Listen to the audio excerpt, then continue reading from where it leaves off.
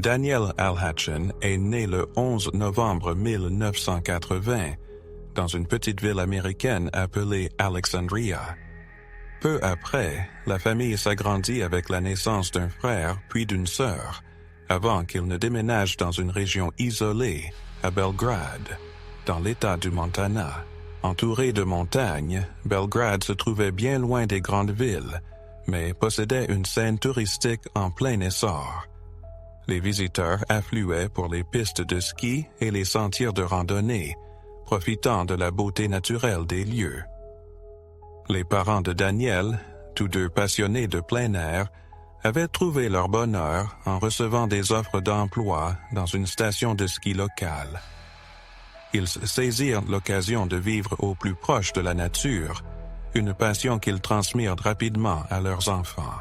La famille saisissait chaque moment pour skier, faire des randonnées, pêcher et explorer des rivières avoisinantes en bateau.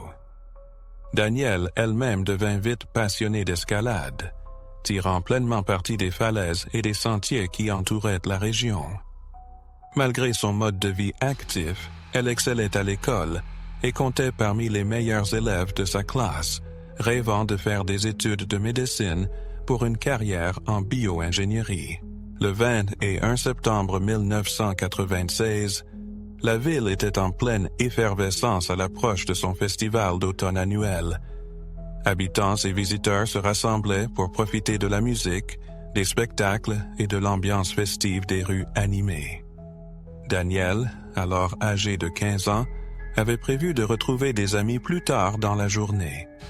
Cependant, disposant de quelques heures libres ce matin-là, elle décida de se promener seule sur le sentier qui longeait la rivière, à la sortie de la ville. Sa mère, lui rappelant de revenir avant 14 heures, lui confia sa propre montre bracelet, car Daniel n'en avait pas. Mais Daniel ne revint jamais. Ses parents contactèrent immédiatement la police, et les habitants de la ville se mobilisèrent pour la retrouver. Ce qui suivit fut une série d'événements étranges et frustrants, plongeant toute la communauté dans l'incompréhension et l'angoisse. La disparition mystérieuse de Daniel resta non résolue pendant près de 30 ans, laissant sa famille et les habitants de Belgrade dans un désespoir silencieux, assoiffés de réponses. Récemment, cependant, un détective a peut-être enfin percé la vérité, en utilisant des méthodes aussi inhabituelles que cette affaire elle-même. Ce matin-là, Daniel avait pris une bouteille d'eau avant de quitter la maison vers 11h30, assurant à sa mère qu'elle serait de retour à l'heure convenue. Mais lorsque 14 heures passèrent sans signe d'elle, son inquiétude s'accentua, d'autant plus qu'ils attendaient des invités pour l'après-midi. Sans hésiter, elle se rendit d'elle-même sur le sentier pour chercher Daniel, accompagnée d'une amie. En arrivant à l'aire de stationnement au début du sentier, la mère remarqua immédiatement le camion blanc familier de Daniel. Bien que Daniel n'ait que 15 ans et n'ait techniquement pas le droit de conduire seule, ses parents la laissaient occasionnellement utiliser le camion dans leur petite ville tranquille, car elle était une conductrice prudente. En découvrant que les portes du camion étaient déverrouillées, un sentiment d'inquiétude l'envahit. Avec son amie, elle s'engagea sur le sentier qui menait vers la rivière. Peu après, elles trouvèrent la bouteille d'eau et les clés de Daniel par terre. La panique commença à s'installer. Sa mère cria son nom, scrutant chaque mètre du sentier jusqu'à la rivière. Lorsqu'elle ne la trouva toujours pas, elle se rendit directement au poste de police pour obtenir de l'aide, craignant que Daniel ait fait une chute ou se soit blessé. Sans téléphone portable, Daniel n'avait aucun moyen de contacter qui que ce soit. Moins d'une heure plus tard, des équipes de secours exploraient déjà le sentier et la zone boisée environnante, passant minutieusement chaque recoin du bord de la rivière. Mais à mesure que la nuit tombait et que la température se rapprochait du point de congélation, les équipes durent interrompre les recherches jusqu'au lendemain matin. La famille de Daniel, cependant, ne pouvait pas se résoudre à s'arrêter. Rejointe par des amis et des habitants de la ville, elle forma des groupes de recherche et se dispersa dans la forêt avec des lampes de poche, bien décidée à la retrouver. Parmi eux, un homme et ses 2 fils, amis proches de la famille, se dirigèrent vers une zone boisée près de la rivière. Après avoir avancé d'une centaine de mètres depuis le parking, ils aperçurent quelque chose d'inhabituel dans l'eau et s'approchèrent pour mieux voir. En dirigeant leur lampe vers l'eau, ils découvrirent avec horreur qu'il s'agissait de Danielle. Elle reposait près de la rive, là où l'eau n'atteignait que quelques centimètres de profondeur. Comprenant immédiatement qu'elle n'était plus en vie, l'homme courut vers sa voiture pour alerter la police. En chemin, il croisa la mère de Danielle et lui transmit la terrible nouvelle. La mort mystérieuse et tragique de Danielle secoua profondément la communauté, plongeant sa famille dans un immense chagrin. Malgré des enquêtes poussées, les réponses restèrent introuvables pendant des années, hantant les habitants et laissant de nombreuses questions sans réponse. Les policiers examinèrent le corps de Danielle et l'envoyèrent chez les médecins légistes, qui prirent plusieurs jours pour déterminer la cause du décès. Au départ, le shérif annonça que tout indiquait un accident. Le corps de Danielle ne présentait aucune blessure apparente ni signe évident de violence, et les autorités supposèrent qu'elle avait peut-être simplement glissé dans la rivière et s'était noyée. Sa famille, bouleversée, peina à accepter cette explication. Danielle, qui avait grandi en explorant les sentiers et connaissait bien la rivière, ne semblait pas susceptible de se noyer dans une eau aussi peu profonde. Malgré leurs doutes, le shérif resta convaincu qu'il s'agissait d'un accident tragique et décida de ne pas ouvrir d'enquête formelle. Tout changea cependant avec la publication du rapport du médecin légiste. Les examinateurs avaient découvert de multiples égratignures et abrasions sur le corps de Danielle, qui semblaient correspondre à des blessures défensives, suggérant qu'elle s'était débattue. Ils notèrent également que son sous-vêtement avait été retrouvé partiellement baissé, un détail incompatible avec une noyade accidentelle. Enfin, une analyse de ses vêtements révéla la présence d'éléments biologiques appartenant à un homme inconnu, ce qui renforça la probabilité d'une agression. Concernant la cause du décès, les examinateurs conclurent que Danielle s'était effectivement noyée, mais que des preuves indiquaient qu'elle avait été maintenue de force sous l'eau. Les enquêteurs ont également remarqué que la montre-bracelet de Danielle avait glissé le long de son bras, se retrouvant juste au-dessus de son coude, signe potentiel qu'on l'avait traînée vers la rivière en la tirant par les poignets. Malgré ces éléments troublants, les experts inscrivirent finalement la cause de sa mort comme indéterminée.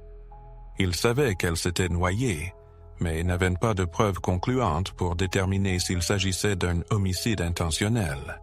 Pour la famille de Danielle, ces conclusions ambiguës devinrent un fardeau insupportable, laissant un sentiment d'inachevé, comme une porte jamais fermée sur la vérité de ce qui s'était passé ce jour-là près de la rivière.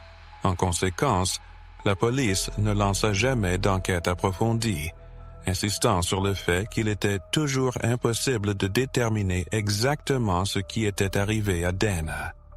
Cependant, ils tentèrent tout de même d'approfondir certains détails entourant l'incident.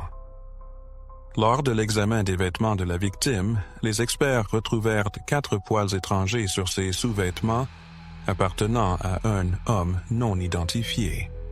Les spécialistes pensèrent qu'il s'agissait de poils de bras, dont ils purent extraire un échantillon d'ADN partiel. Mais, à l'époque, il n'existait pas de base de données nationale d'ADN au FBI. La seule certitude de l'équipe médico-légale était que ces poils appartenaient au même homme, dont un échantillon de sperme avait été retrouvé sur les sous-vêtements de la victime. En poursuivant leur examen de la scène, la police découvrit également l'empreinte d'une chaussure d'homme sur le sol, à proximité de l'endroit où le corps avait été découvert. Mais rien ne prouvait qu'elle soit liée à l'affaire. Les enquêteurs interrogèrent plusieurs suspects potentiels, des individus jugés capables d'un tel acte, mais sans succès. L'un des principaux obstacles était que l'ADN partiel recueilli sur les vêtements de la victime ne suffisait pas pour une comparaison précise avec l'ADN des suspects. De manière surprenante, de nombreux éléments de l'affaire furent gardés secrets, non seulement vis-à-vis du public, mais même de la famille de Dana. Pendant longtemps, ses proches ne savaient même pas qu'elle avait subi une agression. Pour un observateur extérieur, il semblait que la police n'avait réellement aucune idée de ce qui était arrivé à Dana et se trouvait dans une impasse.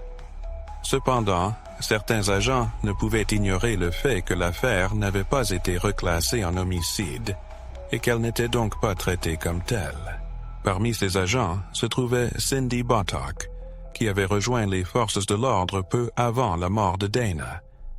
Cindy avait été impliquée dès le début de l'enquête et était convaincue qu'il s'agissait d'un meurtre. Toutefois, elle n'avait pas, à cette époque, l'autorité nécessaire pour imposer une enquête plus poussée, malgré l'opinion de ses supérieurs. Elle ne pouvait que se questionner sur ce qui avait réellement pu se produire ce jour fatidique. Une théorie que Cindy envisageait était que Dana avait peut-être été tuée par quelqu'un qu'elle connaissait.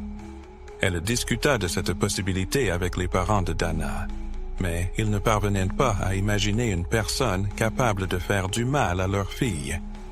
Elle n'avait jamais eu de problème ni avec des camarades de classe, ni avec qui que ce soit dans la communauté locale. Pendant des mois après la mort de Dana, l'enquête piétina. Les agents continuèrent d'interroger des témoins et d'examiner divers suspects, mais, en raison de la position adoptée par le shérif, une enquête complète ne fut jamais lancée. Cela choquait certains policiers, comme Bottock, que l'affaire ne soit toujours pas reclassée comme un meurtre, et qu'apparemment, personne ne semblait chercher l'assassin. Pour plusieurs d'entre eux, il devenait évident que Dana avait été attaquée, et celui qui en était responsable vivait encore parmi eux. Quelques années après le meurtre, la police tenta de soumettre l'échantillon d'ADN partiel recueilli sur les vêtements de la victime à la base de données du FBI, mais aucune correspondance ne fut trouvée. Au fil des années, la famille de Dana apprit progressivement de nouveaux détails sur l'affaire, notamment le fait qu'elle avait subi une agression. Ils furent outrés que le shérif n'ait pas poursuivi l'affaire comme un homicide et qu'il leur ait caché des informations aussi cruciales. Malgré cela, le shérif affirma plus tard qu'il avait toujours soupçonné un meurtre, en contradiction totale avec ses déclarations antérieures dans la presse locale. Dans ses articles, il avait clairement affirmé que la police manquait de preuves suffisantes pour classer l'affaire en homicide. Ce même message avait été partagé avec les parents de Dana, qui s'en souvenaient bien. Ces contradictions dans les déclarations du shérif ne firent qu'alimenter la frustration et la confusion de la famille. Le shérif chercha à rejeter la faute sur les médecins légistes, affirmant que leur décision de qualifier la cause du décès indéterminé l'avait empêché de lancer une enquête complète. Les parents de Dana, tout comme d'autres habitants de la ville, étaient persuadés que le shérif cherchait simplement à éviter toute responsabilité. Tous savaient bien qu'une enquête approfondie menée dans les premiers jours suivant le meurtre aurait pu aider à élucider l'affaire et à identifier le coupable. Au lieu de cela, il semblait qu'aucun effort sérieux n'avait été fait pour retrouver l'assassin. Désormais, des années plus tard, les pistes s'étaient refroidies, rendant la traque du meurtrier bien plus ardue. Les parents de Dana poursuivirent malgré tout leur quête de justice, mais toutes leurs démarches aboutirent à des impasses. Plus tard, la jeune sœur de Dana se joignit à leur combat. Pendant des années, elle donna des interviews aux médias locaux, tenta de joindre les enquêteurs et fit tout ce qu'elle put pour que la personne responsable de la mort de sa sœur soit enfin démasquée. En 2019, 23 ans après le meurtre, la famille de Dana réussit enfin à faire rouvrir l'enquête. Malheureusement, cela ne mena à aucune avancée significative. La base de données ADN du FBI ne donna toujours aucun résultat. Un nouvel examen des anciens suspects ne révéla aucun indice supplémentaire et, une fois encore, l'affaire retomba dans l'oubli. Cela changea en 2021, lorsqu'un nouveau shérif prit la tête du service de police local. Cet homme avait rejoint les forces de l'ordre quelques jours avant la mort de Dana, et l'affaire le hantait depuis tout ce temps. Lui aussi, comme certains de ses collègues, avait toujours été convaincu que Dana avait été assassinée. Maintenant qu'il avait le pouvoir d'agir, il décida de rouvrir entièrement l'enquête. Cependant, après tant d'années, il ne restait que très peu de pistes, hormis l'échantillon ADN partiel qui appartenait probablement à l'agresseur. Le shérif comprit qu'il fallait adopter une nouvelle approche pour cette affaire. Alors, il fit appel à 2 experts externes, un ancien enquêteur de la police devenu détective privé et un spécialiste en ADN. Ensemble, ils concentrèrent leurs efforts pour identifier le propriétaire des cheveux et des autres traces biologiques retrouvées sur les sous-vêtements de la victime. Les échantillons furent envoyés dans un laboratoire de pointe en Californie, disposant des technologies les plus avancées en matière de génétique. Il ne restait plus qu'à attendre. En août 2023, le dossier fut officiellement requalifié en homicide. Il avait fallu près de 27 ans pour en arriver là. Quelques mois plus tard, au début de l'année 2024, les spécialistes du laboratoire recontactèrent les enquêteurs avec des nouvelles. Bien qu'ils n'aient toujours pas pu identifier le propriétaire de l'ADN, ils avaient tout de même fait quelques progrès. Grâce à des outils sophistiqués, le laboratoire était parvenu à extraire un profil ADN complet. Une petite avancée, mais significative. Les enquêteurs envoyèrent alors les échantillons dans un autre laboratoire en Virginie, espérant que les experts puissent utiliser la généalogie génétique pour retrouver le propriétaire de cet ADN. Des mois s'écoulèrent avant que l'appel tant attendu n'arrive enfin. Les experts expliquèrent qu'ils avaient décidé d'insérer le profil ADN du criminel dans des bases de données génétiques accessibles au public, où des individus ajoutent volontairement leurs propres échantillons pour retrouver des proches. Ces bases de données aident souvent les forces de l'ordre à remonter jusqu'à des membres de la famille des suspects grâce à la généalogie génétique. Mais cette fois-ci, le scénario prit une tournure inattendue. Contre toute attente, ils trouvèrent une correspondance immédiate et parfaite. Le propriétaire de l'ADN avait lui-même ajouté son échantillon directement dans la base, un événement aussi rare qu'inattendu. La piste mena directement à Paul Hutchinson, un homme de 55 ans vivant dans une petite ville située à environ 160 km de la scène du crime. Les enquêteurs découvrirent qu'à l'époque du meurtre, Hutchinson avait 27 ans et était étudiant en biologie à l'Université du Montana, à seulement une vingtaine de kilomètres de Belgrade. Il avait par la suite obtenu son diplôme en biologie et trouvé un emploi auprès du Bureau de gestion des terres dans le Montana. Paul avait également une femme et 2 enfants. Ce qui rendait la situation encore plus étrange, c'était son casier judiciaire immaculé. Il n'avait aucun antécédent criminel, pas même une petite infraction. À présent que les enquêteurs avaient identifié leur suspect, ils devaient obtenir un échantillon d'ADN direct pour confirmer la correspondance. Le 23 juillet, ils se rendirent sur son lieu de travail pour lui parler. À leur arrivée, les officiers virent Paul debout devant le bâtiment, discutant avec quelques collègues. Ils l'abordèrent, expliquant qu'ils avaient quelques questions à lui poser au poste. Selon les détectives, le visage de Paul devint livide dès qu'ils mentionnèrent cela, mais il accepta de les suivre sans résistance. Les enquêteurs décidèrent de procéder avec prudence, débutant l'interrogatoire avec des questions sur d'autres affaires non résolues de la région. Paul resta calme et coopératif, jusqu'à ce qu'on lui montre les photos de la scène du crime. Le changement dans son comportement fut immédiat. Il devint visiblement anxieux, se mit à transpirer abondamment, à se ronger les ongles et à se trémousser de manière incontrôlable.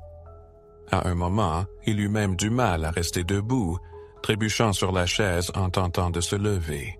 Pour les détectives, sa réaction était la preuve la plus proche d'une confession, sans qu'il n'avoue toutefois sa culpabilité de manière explicite. Pourtant, Paul nia toute implication dans le meurtre, mais son refus verbal n'était pas décisif. Les enquêteurs avaient déjà son ADN. Ils prélevèrent un échantillon durant l'interrogatoire et l'envoyèrent au laboratoire pour analyse. Cependant, sans les résultats finaux, ils ne disposaient pas de preuves suffisantes pour l'inculper, et Paul fut relâché ce jour-là. Après l'interrogatoire, les détectives contactèrent la sœur de la victime pour lui annoncer qu'ils avaient enfin trouvé le meurtrier de son frère. Ils la rassurèrent en affirmant qu'ils n'avaient aucun doute quant à la culpabilité de Paul. L'analyse ADN n'était qu'une formalité pour sceller le dossier. Après avoir attendu près de 30 ans ce moment, elle fut soulagée de savoir que le coupable serait enfin confronté à la justice. Mais elle comprenait aussi qu'un long processus judiciaire restait à venir avant que l'affaire ne soit véritablement close. Cependant, les événements prirent une tournure inattendue. Le lendemain de l'interrogatoire, alors que la police s'apprêtait à recevoir les résultats de l'ADN, un incident étrange se produisit. Tôt ce matin-là, Paul passa un appel à son commissariat local, déclarant qu'il avait besoin d'aide. Il indiqua sa position, puis raccrocha brusquement. Lorsque les officiers arrivèrent sur place, ils trouvèrent la voiture de Paul arrêtée sur le bas-côté. À l'intérieur, Paul gisait, affaissé, une arme à feu reposant à ses côtés. Après enquête, les détectives conclurent qu'il s'était suicidé. Aucun mot n'avait été laissé, mais ses motivations semblaient claires. Il semblait que Paul comprenait qu'il risquait la prison à vie, sans aucune issue possible. Pour sa femme et ses enfants, la nouvelle fut un choc dévastateur. Aucun d'entre eux ne soupçonnait le crime qu'il avait commis près de 30 ans auparavant, ni qu'il avait été interrogé par la police. Ils ne découvrirent la vérité qu'après sa mort. Ses amis et collègues furent tout aussi stupéfaits en apprenant la vérité. Beaucoup le voyaient comme un père de famille dévoué et un ami fidèle. Malgré cette fin tragique, les enquêteurs restaient convaincus de l'implication de Paul dans le meurtre. Son ADN l'avait relié au crime, apportant enfin une forme de clôture, bien que de façon imprévue. En août 2022, la police tint une conférence de presse, confirmant que l'ADN de Paul correspondait exactement aux échantillons retrouvés sur les sous-vêtements de la victime. Selon les enquêteurs, il s'agissait probablement d'un acte impulsif. Rien ne suggérait que la jeune fille connaissait Paul. Elle avait probablement croisé sa route près de ce sentier, et il avait choisi de l'attaquer, finissant par la tuer pour éviter d'être identifié. Pour la famille de Daniel, la mort de Paul apporta un sentiment de soulagement plus que de tristesse. Ils furent davantage troublés par le fait qu'il n'ait pas été traduit en justice plus tôt. Ils pensaient que si les autorités locales avaient pris l'affaire au sérieux dès le début, Paul aurait pu être arrêté des décennies auparavant, sans la possibilité de vivre libre, de fonder une famille et de profiter d'une vie paisible. La femme de Paul adressa également ses condoléances à la famille de Daniel, soulignant qu'elle ne soutenait ni ne défendait les actes de son mari. Elle déclara que s'il avait été encore en vie, il aurait dû subir pleinement les conséquences de son crime.